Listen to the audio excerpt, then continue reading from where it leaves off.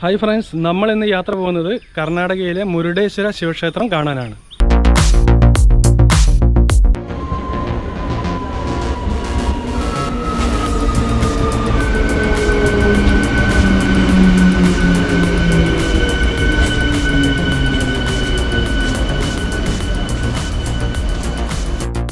ഷൊർണൂരിൽ നിന്നും കണ്ണൂർ വരെ പോകുന്ന MEMU special ട്രെയിനാണിത്.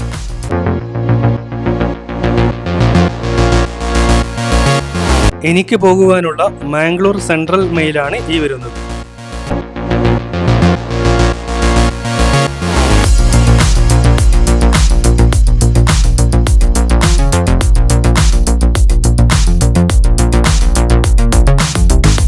Kannur railway station പിന്നിട്ടതിന് ശേഷമുള്ള വളപട്ടണം പുഴയാണിത്.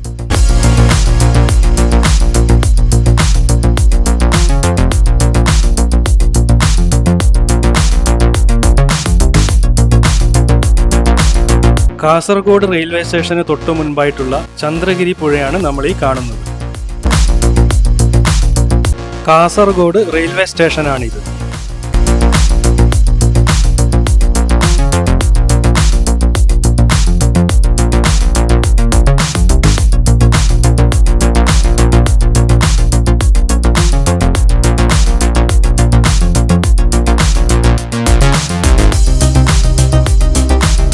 നേത്രാവതി നദിയാണിത്. 103 കിലോമീറ്റർ നീളമുള്ള ഈ നദിയുടെ പേരിൽ ഇന്ത്യൻ റെയിൽവേക്ക് ട്രെയിൻ സർവീസ് ഉണ്ട്.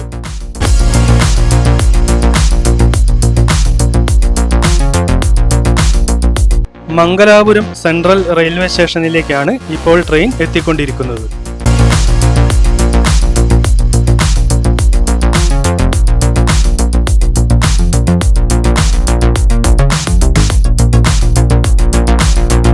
ഇവിടെ നിന്ന് മറ്റൊരു ട്രെയിനിൽ വേണം മുരുഡേശ്വരത്തേക്ക് പോകുവാൻ.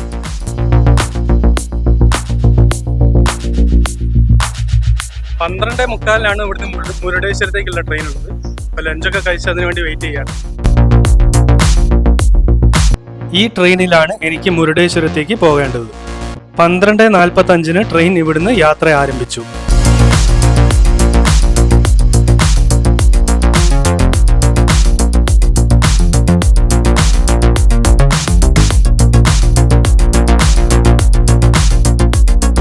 മംഗളൂരു സെൻട്രലിൽ നിന്നും ലോകമാന്യ തിലക് വരെ പോകുന്ന മത്സ്യഗന്ധ എക്സ്പ്രസ് ആണിത്.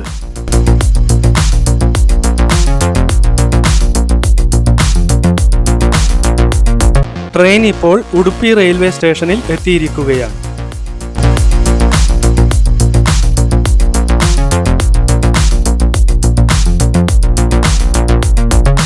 മംഗളൂരുവിൽ നിന്നും കൊല്ലൂർ മൂകാംബിക ക്ഷേത്രത്തിലേക്ക് ട്രെയിനിൽ പോകുമ്പോൾ ഇറങ്ങേണ്ട ബൈന്ദൂർ റെയിൽവേ സ്റ്റേഷനാണിത്.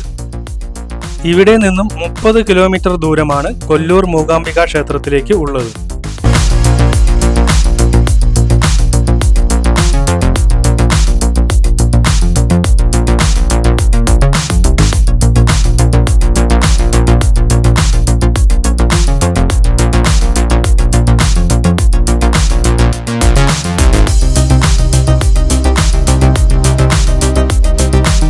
മുരുഡേശ്വർ റെയിൽവേ സ്റ്റേഷനാണിത്.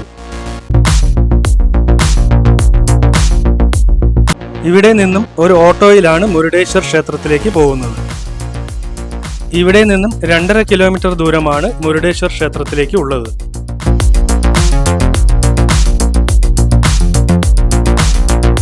ഹൈവേയിൽ നിന്നും മുരുഡേശ്വര ക്ഷേത്രത്തിലേക്കുള്ള റോഡിന്റെ എൻട്രൻസ് ആണിത്.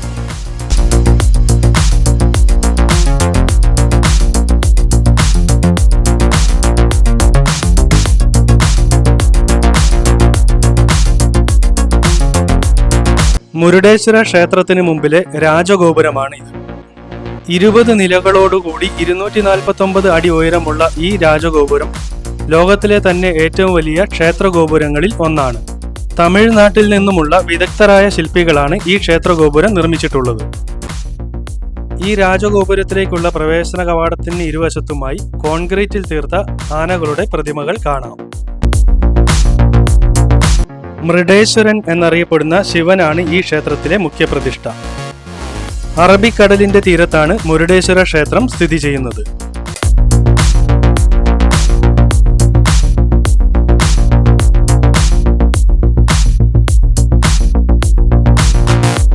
ക്ഷേത്രത്തിന്റെ മുൻവശമാണിത്. 20 നിലകളുള്ള രാജഗോപുരത്തിന്റെ 17-18 നിലകളിലേക്ക് പൊതുജനങ്ങൾക്ക് പ്രവേശനമുണ്ട്. ലിഫ്റ്റിൽ കയറി ആളുകൾക്ക് ഇതിനു മുകളിലെത്താം. 17ാമത്തെ ഫ്ലോർ വരെ ലിഫ്റ്റ് സൗകര്യമുണ്ട്. അവിടെ നിന്നും 18ാമത്തെ നിലയിലേക്ക് സ്റ്റെയർ കേസ് ഉണ്ട്. രാജഗോപുരത്തിന് മെയിൻ്റനൻസ് വർക്ക് നടക്കുന്നതിനാൽ ഇതിനു ചുറ്റും ബാരിക്കേഡുകൾ കെട്ടിയിട്ടുണ്ട്. അതിനാൽ പുറത്തേക്കുള്ള വ്യൂ വളരെ വ്യക്തമായി കാണാൻ കഴിയില്ല.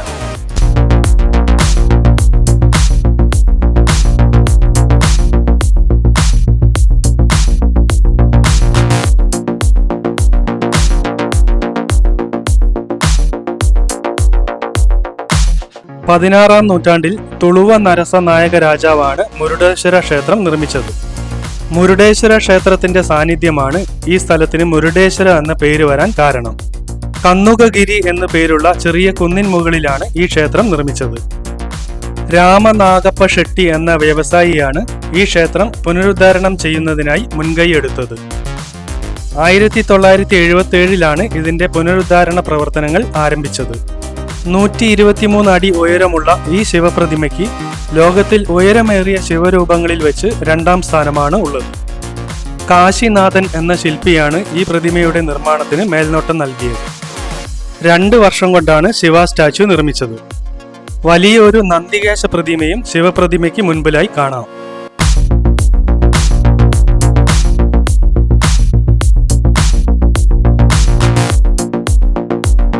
ഇവിടെയുള്ള കേവ് മ്യൂസിയം കാണാനാണ് ഇനി പോകുന്നത്.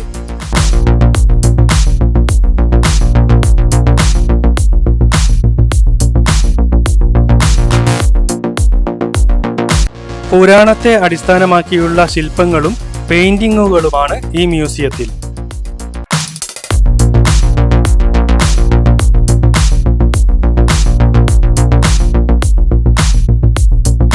ഒരു ഗുഹയുടെ ആകൃതിയിലാണ് ഈ മ്യൂസിയം നിർമ്മിച്ചിട്ടുള്ളത്.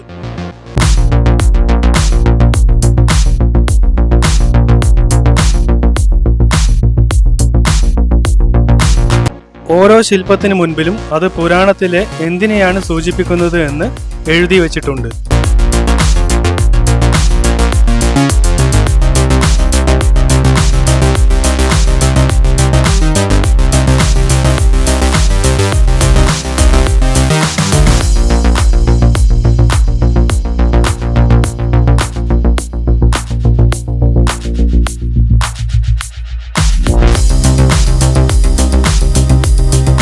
ശിവ സ്റ്റാച്യുവിന് അടുത്തുനിന്നുമുള്ള അറബിക്കടലിന്റെ ദൃശ്യമാണിത്. ഇവിടെ നിന്നും സൺസെറ്റ് കാണാൻ വളരെ ഭംഗിയാണ്.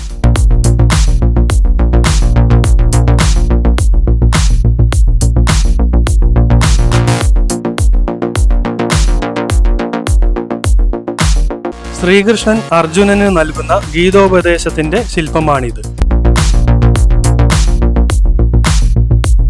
നേപ്പാളിലെ കൈലാഷ് നാഥ് മഹാദേവ് ശിവ സ്റ്റാച്യു കഴിഞ്ഞാൽ ഏറ്റവും ഉയരമുള്ള 2ാമത്തെ ശിവ സ്റ്റാച്യു ആണിത്. കടലിൽ വിനോദസഞ്ചാരികൾക്കായി ഏർപ്പെടുത്തിയിട്ടുള്ള ഫ്ലോട്ടിംഗ് ബ്രിഡ്ജാണ് നമ്മൾ ഈ കാണുന്നത്. ഇവിടെ ടൂറിസ്റ്റുകൾക്കായി സ്പീഡ് ബോട്ട് സർവീസും സ്കൂബ ഡൈവിംഗും ഉണ്ട്.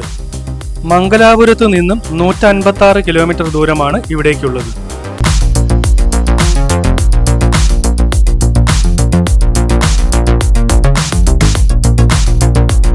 കടലിന്റെ മനോഹാരിത ആസ്വദിച്ചുകൊണ്ട് ഭക്ഷണം കഴിക്കുവാനുള്ള ഒരു സീ സൈഡ് റെസ്റ്റോറന്റും ഇവിടെയുണ്ട്.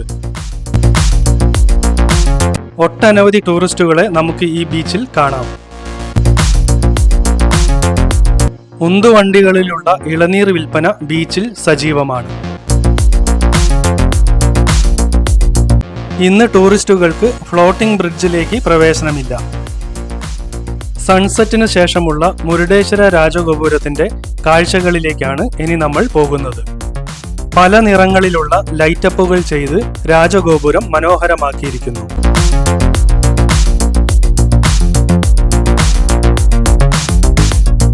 മറ്റു ചില കാഴ്ചകളുമായി അടുത്ത എപ്പിസോഡിൽ നമുക്ക് വീണ്ടും കാണാം.